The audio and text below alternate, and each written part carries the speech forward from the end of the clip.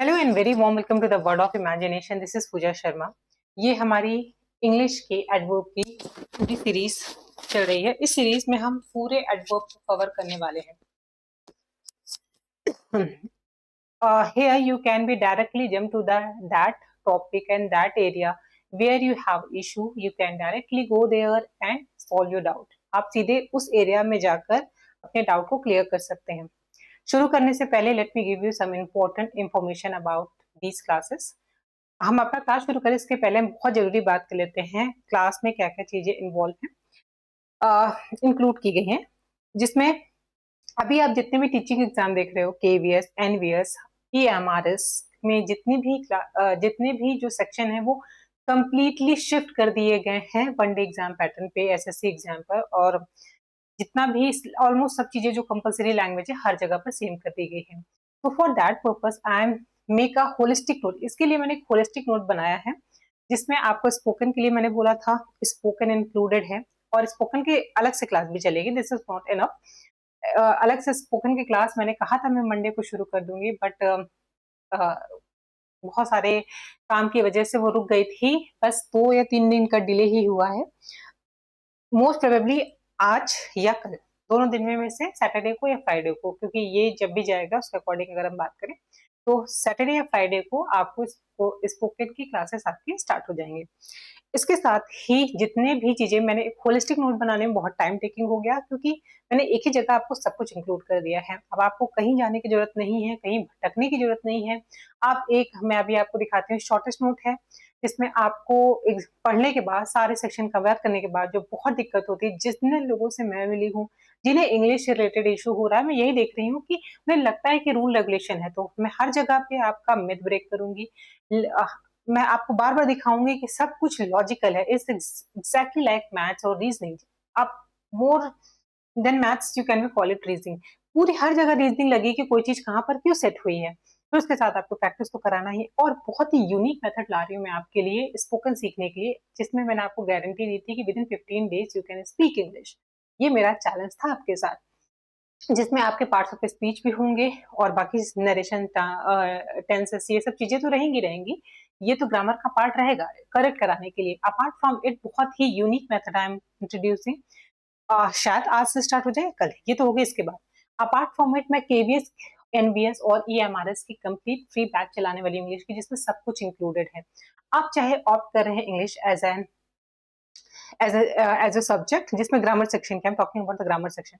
यहाँ पे मैं ग्रामर सेक्शन की बात करूँ, जिसने इंग्लिश ग्रामर की तरह जिसने English as a subject opt किया है उनके लिए सेपरेट क्लासेस है। केवीएस की उनके लिए सेपरेट क्लासेस हैं जो इसमें कंपलसरी लैंग्वेज है, और उनके लिए भी है जिन्हें स्पोकन पर्पज से काम करना है। तो मैं शुरुआत से कह रही थी कि स्पोकन शुरू होने से पहले आप जितनी भी चीजें मैं बताती चल रही हूँ, प्लीज स्टार्ट प्रैक्टिसिंग इट। उसको प्रैक्टिस करना शुरू कर दीजिए, और कैसे कंबाइंड सेंटेंसेस बोले हैं, ये सब चीजों के बारे में मैंने बात की थी आपसे। अब हम आ जाते हैं आज के अपने टॉपिक पे। रिमेनिंग चीजें मैं आपको शॉर्ट वीडियो में आपको इन्फॉर्मेशन प्रोवाइड कर दूंगी। चलते हैं अपने टॉपिक में। एडवर्ब क्या है, ये मैं जिस शॉर्ट नोट की बात कर रही थी मैं, वो रहा।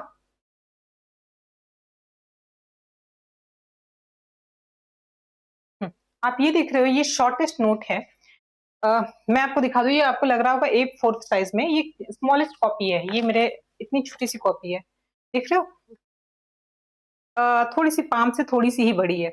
इतनी छोटी कॉपी में आपको ये कंप्लीट एडवर्ब आपको यहाँ पे मिल जाएगा। बस आपको ये इतना काम करना है, and that is more than enough. Spoken purpose से जो पूरा पढ़ लेने के बाद इतनी ही चीजें आपको नोट्स मेकिंग करनी है, और इतने के साथ ही आप किसी भी एग्जाम को क्लियर करने के लिए कैपेबल हो गए।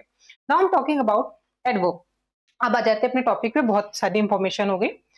एडवर्ब क्या होता है? मिसकंसेप्शन होता है एडवर्ब का, या पहली बार जो देखता है वो सोचता है कि एडवर्ब का मतलब होता है जो वर्ब में, क्रिया में कुछ ऐड करे।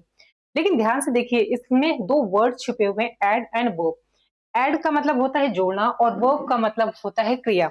तो एक ऐसा वर्ड, कोई भी ऐसा वर्ड, एक वर्ड या more than one word, not more than one word, अभी हम बात करते हैं, आपको क्लियर हो जाएगा मैं क्या कह रही हूँ। कोई भी ऐसा वर्ड जो किसी वर्ब के बारे में, किसी एडजेक्टिव के बारे में, या फिर किसी खुद एडवर्ब के ही बारे में कुछ डिटेल इंफॉर्मेशन, इसलिए मैंने बोला वो मोर देन वन वर्ड। या खुद अपने किसी एडवर्ब के बारे में या किसी एडवर्बल फ्रेजेस के बारे में कोई एक्स्ट्रा इंफॉर्मेशन दे रहा है, वो एडवर्ब कहलाता है। तो आप समझ में आए इस दो वर्ड का मतलब, ऐड का मतलब जोड़ना, और ऐसा वर्ड जिसका काम हो कुछ जोड़ना। और किन चीजों में? ये चार चीजों में कुछ एक्स्ट्रा इंफॉर्मेशन देना, कुछ एक्स्ट्रा बातें बताना, कुछ एक्स्ट्रा जोड़ना, दैट इज कॉल्ड एडवर्ब। अब ये तो आपको क्लियर हो गया होगा कि एडवर्ब क्या है। अब हम देखते हैं ये कितने तरह के हो सकते हैं। तो ये बेसिकली तीन तरह के देखे जाते हैं, लेकिन एक एम्फैटिक एडवर्ब भी जोड़ दिया जाता है। मैं अलग से इसलिए इसको एम्फसाइज कर रही हूँ कि ध्यान रखिएगा, अगर एम्फैटिक एडवर्ब आपके ऑप्शन में नहीं है तो सिंपल एडवर्ब के साथ जाइएगा, क्योंकि सिंपल एडवर्ब में ही जहां जहां पर एम्फसाइज करने के पर्पज से कोई चीज यूज की जाती है उसको हम अलग से एक नाम दे देते हैं एम्फैटिक एडवर्ब का। लेकिन मेजरली अगर हम बात करें तो तीन ही एडवर्ब होते हैं। तो ये उसके टाइप के बारे में अब हम देख लेते हैं कौन कौन से टाइप हैं यहाँ पे। ये दूर जा नहीं रहा है, 2 दिन से माइक ने बहुत डिस्टर्ब कर रखा है क्लास में भी, और अभी लगभग 1.5 घंटे से परेशान कर रहा है। चलिए बात करते हैं हम अपने चार तरह के एडवर्ब के बारे में। तो सबसे पहला हो गया, आपको पहले यहाँ पे देख लीजिए, ये रहा एडवर्ब, और इसको मैंने 3 पार्ट में डिवाइड किया है, simple adverb, relative adverb, interrogative adverb. Not मैंने, जिसने भी ये बनाया है उसकी बात कर रही हूँ। उसके बाद क्या हो गया, एक होता है एम्फेटिक। यहाँ पे मैं अलग से आपको मेंशन कर दे रही हूँ, अगर ये ऑप्शन में मिले तभी इस पे जाइएगा, वरना आपको सिंपल एडवर्ब पे जाना है। ये है एम्फेटिक, और ये इसका एक पार्ट है, ठीक है, जैसे सब पार्ट है वैसे इसका पार्ट है। एम्फेटिक हो गया, सिंपल हो गया, रिलेटिव हो गया, इंटेरोगेटिव हो गया, ये 4 तरह के हो गया। अब देखिए, I am emphasising again and again, never believe on Shakespeare words what is in the name, क्योंकि वो लिटरेरी टर्म में वो किसी और पर्पज से यूज किया गया है। वो कास्ट को अवॉइड करने की बात की गई है कि कास्ट रिलीजन के बेस पे लोगों को नहीं जज करना चाहिए। तो that is about what is in the name. लेकिन मैक्सिमम जगह हम पढ़ाई की बात करें तो मैक्सिमम जो वर्ड्स होते हैं, जो किसी भी चीज को टर्म दिया होता है, वो अपने आप में सब कुछ कह रहे होते हैं। देखिए कैसे आपको पता चलेगा। सिंपल एडवर्ब मैंने 4 डेफिनेशन, जो डेफिनेशन दी है वर्ब की, उसमें एडवर्ब की, उसमें तो क्लियर कर दिया कि क्या काम करेगा। अब क्या क्या चीजें बताएगा वो एडवर्ब, इन 4 चीजों के बारे में, वर्ब, एडजेक्टिव, खुद एडवर्ब, खुद किसी एडवर्ब या एडवर्बियल फ्रेजेस के बारे में, वो क्या क्या चीजें हो सकती हैं। मेजरली मोटे मोटे तौर पर 10 तरह की चीजें सिंपल एडवर्ब में आपको देखने को मिलती हैं। हो सकता है, जो भी मान लीजिए मैं एग्जांपल लेती हूँ, एक वर्ब के बारे में कुछ एडवर्ब बता रहा है, हो सकता है कि एक एडवर्ब ये बताए कि वो किस समय हुआ था, किस समय। I am not talking about the time, जैसे कि हेयर, जैसे कि now, tomorrow, yesterday, day after tomorrow, soon, जल्दी होगा। ये सब क्या बता रहा है कि वर्ब के टाइम के बारे में। तो जो भी, जिस भी वर्ब में, जिस भी सेंटेंस में आप इस तरह के वर्ड देखें तो आप समझ जाइएगा कि वो एडवर्ब ऑफ टाइम है, ठीक है। यही चीजें आपको सब में दिखेंगी, कुछ भी अलग नहीं है। मैं आपको बहुत ही इजीली तरीके से दिखाऊंगी कैसे हर चीजें लॉजिकली फिट है। सिर्फ है एक ही चीजें, सिंपल एडवर्ब में आपको इन्हीं सब चीजों का आंसर अपने आप ही सेंटेंस में मिल जाएगा। रिलेटिव एडवर्ब में कुछ क्वेश्चन वर्ड आपस में जोड़ने के लिए यूज किए जाएंगे, वही इंटरोगेटिव में वही वर्ड्स क्वेश्चन वर्ड पूछने के लिए कर दिए जाएंगे, वही कुछ सिंपल वर्ड्स ही यूज कर दिए जाएंगे एम्फेटिक एडवर्ब में एम्फसाइज करने के लिए। तो कुछ भी यहाँ पे सो कॉल्ड पार्ट्स और डिफिकल्टी नहीं है यहाँ पे लेवल में, यहाँ पे सब कुछ बहुत इजी, बहुत ही लॉजिकल है। देखिए सिंपल एडवर्ब, जैसे मैंने कहा कि एक वर्ब का एग्जांपल लिया कि किस समय कोई काम होगा, कल होगा, आज करेंगे, कल मिलेंगे, कल देखा जाएगा, इस तरह की कोई भी बात करेंगे तो वहां पर वहां पर क्या हो जाएगा, वो हो जाएगा एडवर्ब ऑफ टाइम। ये हो गया पहला। अब इसमें आपके एग्जांपल देख लीजिए, जैसे कि डेली हो गया, कोई काम डेली हो रहा है, यस्टरडे, सून मतलब जल्दी होगा, और टुमारो। उसके बाद एडवर्ब ऑफ टाइम के बाद आप देख रहे हो एडवर्ब ऑफ प्लेस। प्लेस क्या होता है, ये भी तो सेंटेंस में बताना जरूरी है कि कोई चीज कहां पर, कोई एक्शन कहां पर आ, हो रहा है, घटित हो रहा है, कोई भी कार्य किस जगह पर हो रहा है, वो भी तो सेंटेंस का एक बहुत इंपॉर्टेंट पार्ट है। Before going further let me stop here. अगर आपने पहले के वीडियोस में कैरी फॉरवर्ड कर रहे हो तो आपने देखा होगा, मैंने शुरुआत में आपको या बीच में कई बार बताया है कि what is the meaning of parts of speech. ये पार्ट्स ऑफ स्पीच वो 8 या कहीं कहीं 9 जगह पार्ट में बांटा गया है। क्या पार्ट्स ऑफ स्पीच? पार्ट्स मतलब हिस्से और स्पीच मतलब जो हम बोल रहे हैं, जो शब्द हम बोल रहे हैं वो पार्ट्स ऑफ स्पीच है। इसमें हम वर्ड्स यूज करते हैं और सेंटेंसेस यूज करते हैं और कंबाइन करके पैराग्राफ बना देते हैं। जो अब हम एक यूनिट लेके चलते हैं, दैट इज सेंटेंस की अगर हम बात करें तो सेंटेंस में हम कोई क्या क्या चीजें यूज कर सकते हैं, that is called parts of speech. Adverb उसी का एक पार्ट है, मैं क्यों इसके बारे में बीच में रोक के बात कर रही हूँ। तो हमें क्या कहते हैं, एक सेंटेंस में हाइपोथेटिकली हम क्या क्या सिचुएशन हो सकती है हमारे साथ, वो सब चीजें हम बात करते हैं। अब जैसे हमने बताया कि जैसे हम लोगों ने कहा था कि एक सब्जेक्ट होता है जिसके बारे में हम बात कर रहे होते हैं, एक वर्ब होता है जो वो काम चल रहा होता है, उसका स्टेट दिखा रहा होता है, इस तरह की चीजें होती हैं। एडजेक्टिव किसी सेंटेंस में, मान लीजिए हम किसी की क्वालिटी की बात कर रहे हैं जो कि हो चुका है। प्रीपोजिशन होता है कि पोजीशन बताना, ये भी हो सकता है कि कोई चीज कहाँ रखी हुई है, ये भी हो सकता है कि उस वर्ब में तुम्हारी क्या स्थिति है वो बताना, आपकी अवस्था क्या है, उसके लिए भी प्रपोजिशन यूज होता है। बहुत सारी चीजें जो हम ऑलरेडी कवर करके आए हैं। यहाँ पे हम एडवर्ब के बारे में, इसलिए इस चीज के बारे में बात कर रहे थे कि वही इंफॉर्मेशन उसी सेंटेंस में कुछ एक्स्ट्रा इंफॉर्मेशन हमें देना होता है, वो एडवर्ब का काम कर देता है। जैसे कि अभी हमने कहा कि टाइम के बारे में कि कोई काम हुआ तो किस समय हुआ, कोई वो काम किस जगह पे हुआ ये भी तो बताना इंपॉर्टेंट हो सकता है। इट इज नॉट मैंडेटरी कि काम हुआ है या नहीं हुआ है, कब, कल होगा, जो कि हम टेंस देखते हैं, कल होगा, अभी हो रहा है, कल हो चुका था, इस तरह की चीजें होगी। साथ में हमें ये भी इंफॉर्मेशन दे सकते हैं किसी सेंटेंस में या आपसे बात करते हुए किस समय कोई चीज प्लेस करती है, किस समय कोई काम हो रहा है। ऐसी कंडीशन में हम टाइम का यूज कर लेते हैं और फिर उसके बाद प्लेस का यूज कर लेते हैं, किस जगह पे हुई। बट कभी कभी ये भी तो हो सकता है कि जो काम हुआ वो किस तरीके से हुआ है। मैंने आपसे बहुत पोलाइटली बात की है, I am talking to you, या I am speaking very politely, you are speaking very politely to मी।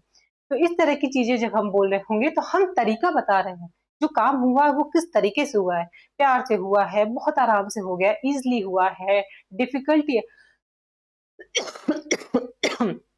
आपने डिफिकल्टी फेस की है, या फिर अगर मैं कहूँ कि I am talking about what, manner, manner easily हुआ है, क्विकली हुआ है, फास्टली हुआ है, तो किस तरह से कोई काम हुआ है, काम तो हुआ है लेकिन किस मैनर में हुआ है, that is called adverb of manner.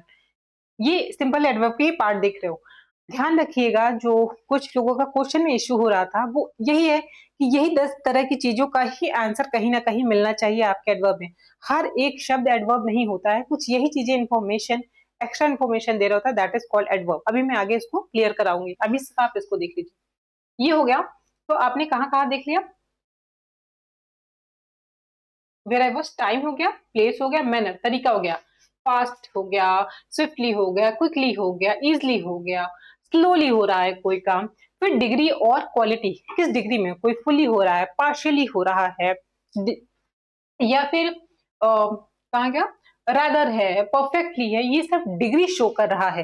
जैसे हम स्केल बनाते हैं ना कि ये इस डिग्री तक है, हमने फीवर की हमने एक स्केल बना दी कि 98.6 ये डिग्री हो गई, यहाँ तक अगर आपका, या 37 पॉइंट समथिंग, जो भी स्केल में हमने यहाँ तक एक मेजरमेंट कर दिया कि ये हमारे सेल्सियस में होगा, ये हमारे डिग्री में होगा, और इतना हमारा अगर स्केल को हम कवर करते हैं तो दैट इज मीनिंग कि यहाँ पर ये टेम्परेचर एग्जिस्ट कर रहा है। वही चीज है कि डिग्री हम बताते हैं कोई चीज फुली हो रहा है, मतलब जितना भी हम लोगों ने कहा पूरी तरह से हो रहा है तो फुली हो गया, पार्शली पूरा ना होकर आधा ही है, या या कोई कुछ हिस्सा ही कंप्लीट किया गया है, ये सब चीजें अगर भी हम बात करेंगे that is also called adverb. ये डिग्री और क्वालिटी दोनों एक ही पार्ट है।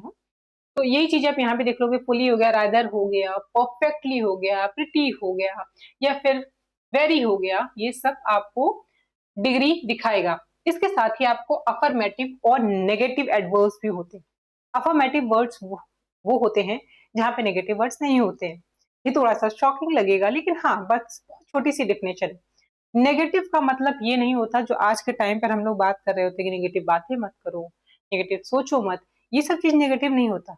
कोई भी सेंटेंस जिसमें नॉट, नेवर या किसी भी नेगेटिव वर्ड का यूज हुआ, चाहे वो पर्पसली, चाहे उसका पर्पस अच्छा हो, जैसे यू शुड नेवर स्पीक लाई, आपको कभी झूठ नहीं बोलना चाहिए, तो नेवर वर्ड यहाँ पर यूज हुआ है लेकिन उसका सेंस नेगेटिव नहीं है, वो वर्ड नेगेटिव है, इसलिए इस सेंटेंस को नेगेटिव बोलते हैं।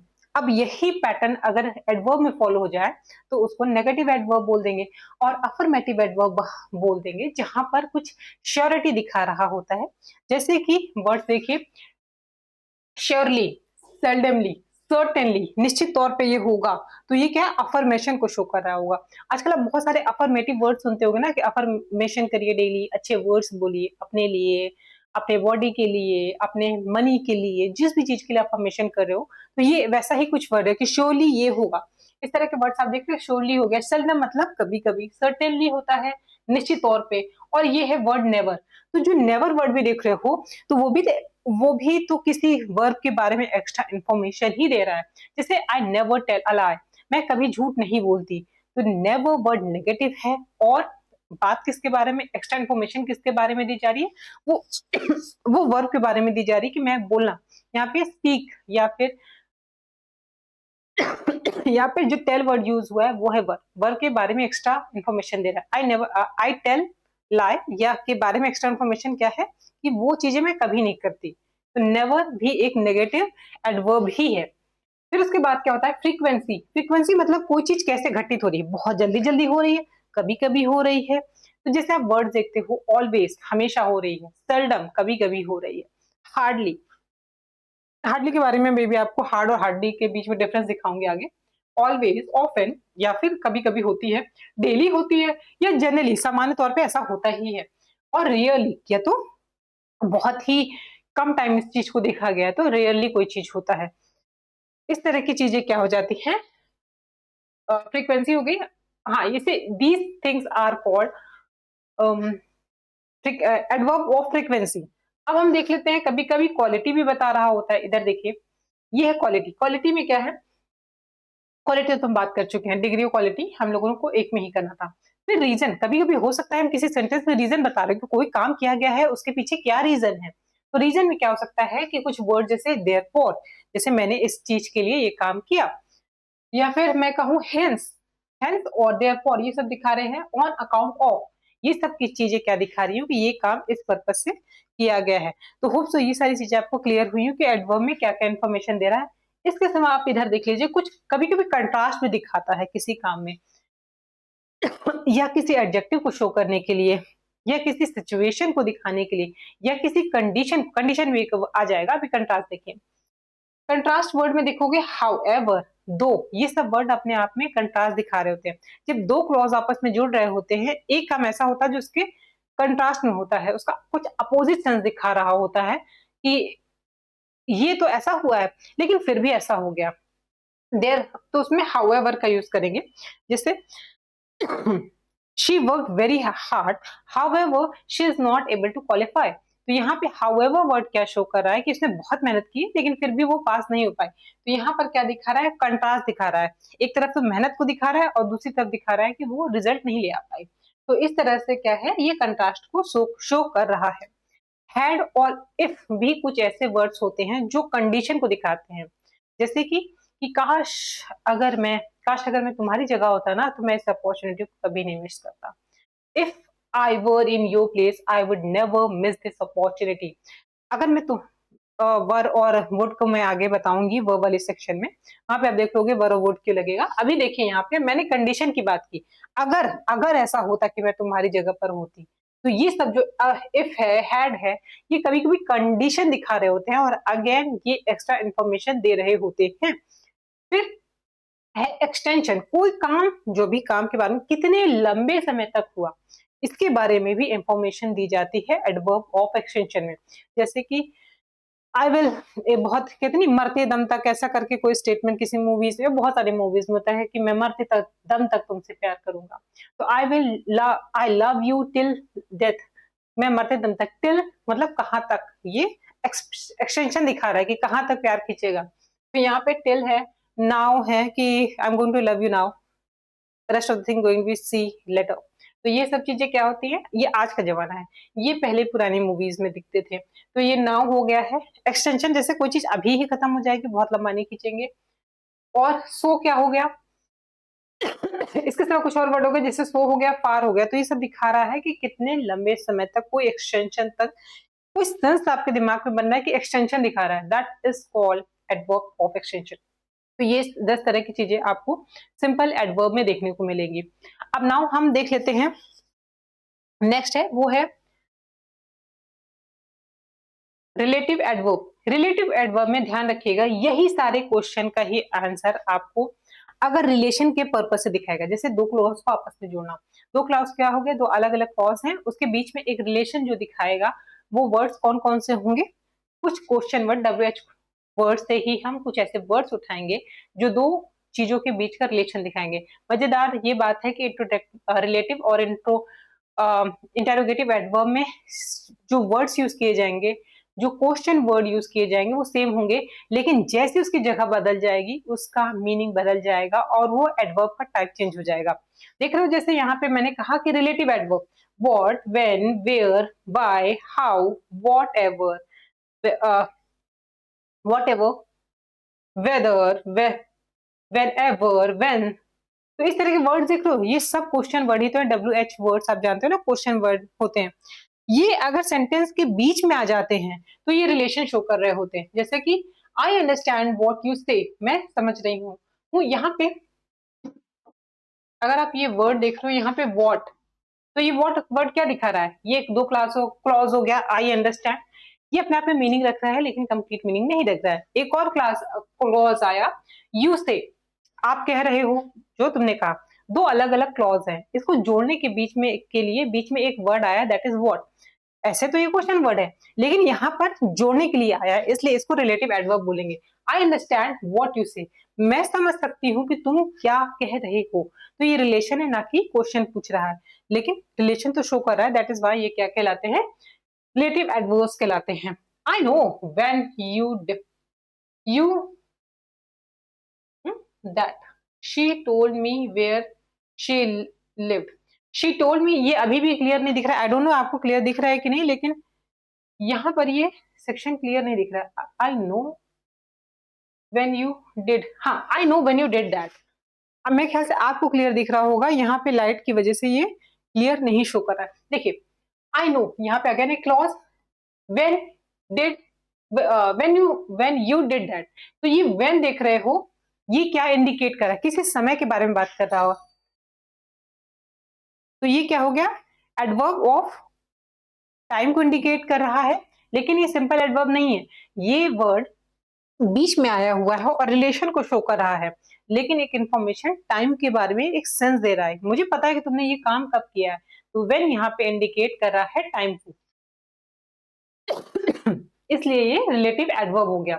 She told me where she lived, तो यहाँ पे क्या करें, शी टोल्ड मी एक क्लॉज, शी लिव्ड, तो वेयर इस वर्ड को क्या दिखा रहा है, प्लेस को, तो मैंने आपसे कहा था ना कि वही वर्ड्स, वही 10 चीजें आपको दिमाग में रखनी है, घूम फिर कर आपको ये देखना है कि क्या ये आंसर में दिख रहा है, अगर सिर्फ आंसर में दिख रहा है, वो डायरेक्टली बता दे रही है वो कहाँ रह रही है, और सिर्फ सेंस आ रहा है कि प्लेस का, टाइम का, मैनर का, फ्रीक्वेंसी का, इन सब चीजों का डायरेक्टली सेंस मिल जा रहा है, डायरेक्टली सेंटेंस में मिल जा रहे हैं, वो कहलाएंगे सिंपल एडवर्ब। लेकिन जब दो क्लॉजेस को आपस में जोड़ने के लिए वही वर्ड यूज किए जाएंगे जो इसी सब चीजों का सेंस दे रहे हैं, जैसे वेयर किस चीज का सेंस, कैसा, क्या दिमाग में आपकी इमेज बनी, वेयर का मतलब हो गया किसी प्लेस के बारे में बात कर रहे हैं, ठीक है। दूसरा हो गया व्हेन, व्हेन अगेन आपके दिमाग में, जैसे मैंने बोला व्हेन, तो व्हेन से आपके दिमाग में क्या आएगा, किसी टाइम के बारे में तो बात कर रहे हैं, व्हेन यू डिड दैट, मुझे पता है किस समय तुमने ये किया, तो यहाँ पे इंडिकेट कर रहा है टाइम को। दूसरी चीज देखोगे आप, व्हाट में क्या कर रहे हैं, व्हाट भी अगेन एक क्वेश्चन वर्ड है, व्हाट भी एक अगेन क्वेश्चन वर्ड है जो इंडिकेट कर रहा है, वेट अ मिनट,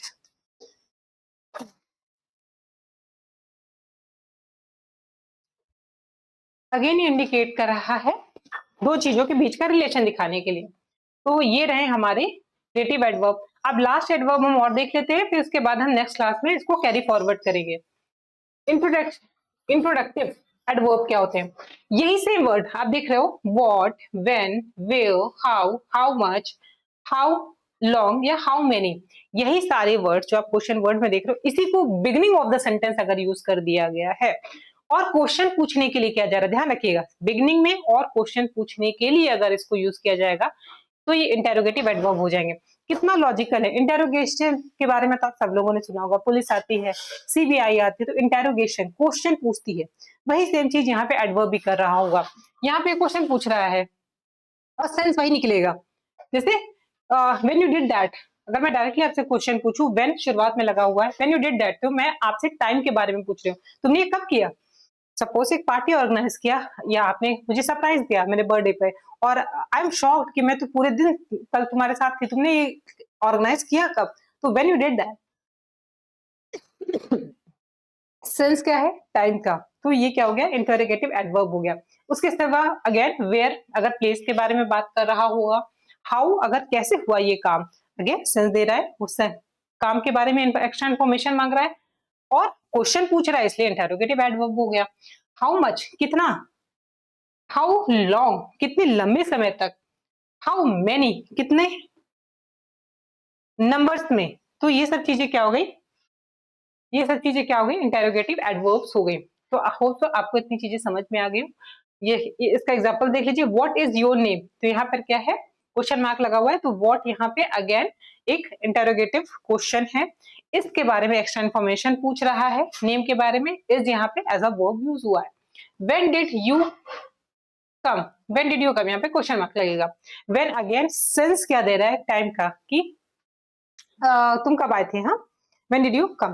तो इस तरह से ये 3 एडवर्ब हो गए। अब कुछ ऐसे एडवर्ब हो गए जो लास्ट हमारा एम्फैटिक एडवर्ब, जिसको यहाँ मेंशन नहीं किया गया है, उसके बारे में हम बात कर लेते हैं।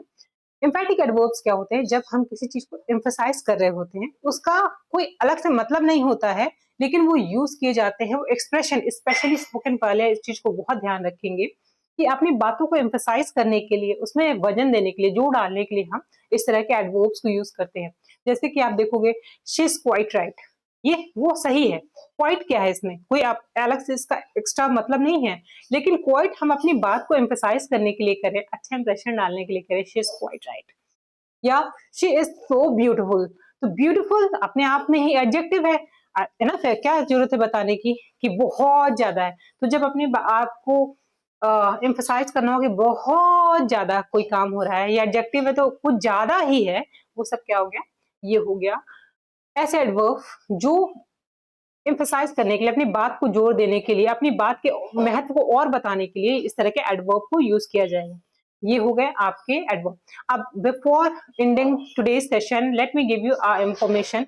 Never confuse most of the time, never confuse in those areas where you see the similarity in different topic. मैंने अभी क्या बोला, कभी भी कंफ्यूज मत होइएगा कि बहुत सारे टॉपिक में सिमिलैरिटी दिखेगी। जैसे मैंने कहा कि अगर मैं सेंटेंस पढ़ा रही होंगी तो आपको नेवर नेगेटिव सेंटेंस भी मिलेगा। सेम नेगेटिव सेंटेंस आपको जब यहाँ एडवर्ब पढ़ोगे तो आपको सेम सेंटेंस दिखेगा, फिर आप कहोगे सेंटेंस है, नेगेटिव सेंटेंस है या नेगेटिव एडवर्ब है। तो आपको ये ध्यान रखना है कि जैसे आप ऑफिस में काम कर रहे हो, सपोज आप एक ऑफिस में काम कर रहे हो और all of sudden your mother, your brother and your father comes to meet you. अब आपसे वो मिलने गए हैं वहां पे, तो at the same time you are employ, उसी समय आप एक एम्प्लॉय भी हो इस ऑफिस के। At the same time you are a daughter, according to a gender you are daughter और a son of your father and mother, अपने भाई या बहन के, अपने जो भी हो गया, आप अपने जेंडर के अकॉर्डिंग समझ लो। एक ही टाइम पर आप अपने बहन भाई का भी रोल प्ले कर सकते हो, बहन या भाई जो भी हो। उसके सिवा आप अपने बेटे या बेटी होने का रोल प्ले कर सकते हो, उसके साथ ही आप एम्प्लॉय होने का रोल भी प्ले कर रहे हो। तो आप तो एक ही हो ना, वैसे ही सेंटेंस एक हो सकता है, but according to the demand of the question आपको पिकअप करना है कि वहां पर क्या है। और कभी कंफ्यूजिंग क्वेश्चन नहीं पूछेगा कि एक ही सेंटेंस में आपसे ये भी पूछ ले कि ये नेगेटिव सेंटेंस है या फिर ये एडवर्ब, नेगेटिव एडवर्ब है। और अगर ऐसा पूछ भी लेता है तो मेक श्योर कि जो उसमें ऑप्शन ए बी दोनों करके जो आता है, या ए बी सी करके दोनों, या ऑल ऑफ अबव आते हैं, इस तरह की चीजें आपको मिलेंगी जरूर अगर वो दोनों कैरी कर रहा है। तो बस इस ध्यान रखिएगा कि आपको कंप्लीटली जो डिफरेंट, अगर मैं पर्सपेक्टिव ऑफ एग्जामिनेशन की बात करूं, एग्जामिनेशन के पर्सपेक्टिव से जो क्वेश्चन पूछे जाएंगे वहां पे आपको सब साथ में दिखाई देगा, लेकिन जनरल अंडरस्टैंडिंग के लिए आप इस चीज को ध्यान रखिएगा कि एक ही तरह के सेंटेंस जगह जगह पर अकॉर्डिंग टू द सेंस आपको समझ में आएंगे। Complete with me the whole parts of speech, उसके बाद आपको कौन सी जगह पे किस तरह का कैसे चीजें होंगी आपको सब समझ में आ जाएगा। तो सिर्फ इसमें हम इंट्रोडक्शन ले रहे हैं, नेक्स्ट टाइम पर हम इसके, अभी सिर्फ ये इंट्रोडक्टिव है और लास्ट में आपको इतनी ही चीजें नोट मेकिंग करनी है। इसके बाद नेक्स्ट टाइम से आप यहाँ से हम आप इसको डिटेल में करेंगे, अभी इसके बहुत सारे एग्जाम्पल्स लेंगे, इसका डेफिनेशन लेंगे, तो we are going to cover each and everything. मिलते हैं नेक्स्ट वीडियो में, till then take care, bye bye. इसको हम आगे कवर अप कराते हैं, आप थोड़ा सेशन छोटा करेंगे और होप सो ये नॉइज डिस्टर्बेंस हो रहा है तो I going to record after few times. And 9 o'clock वाली क्लास आज हम कैरी ऑन करेंगे। तो मिलते हैं नेक्स्ट वीडियो में, till then take care, bye bye.